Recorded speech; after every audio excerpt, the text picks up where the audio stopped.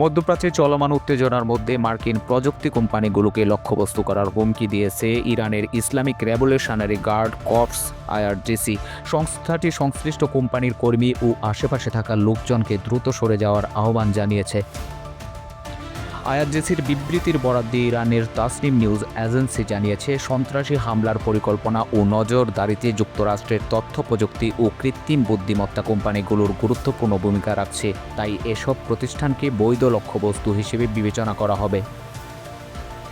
বিবৃতিতে আরও বলা হয়, 15টির বেশি কোম্পানিকে লক্ষ্যবস্তু করা হতে পারে। এদের মধ্যে বোয়িং, টেসলা, মেটা, গুগল ও অ্যাপলের নাম উল্লেখ করা হয়েছে। এই হুমকির পর সংশ্লিষ্ট অঞ্চলে নিরাপত্তা পরিস্থিতি নিয়ে উদ্বেগ আরও বেড়েছে, তবে এ বিষয়ে সংশ্লিষ্ট কোম্পানিগুলোর পক্ষ থেকে তাৎক্ষণিক কোনো প্রতিক্রিয়া পাওয়া যায়নি।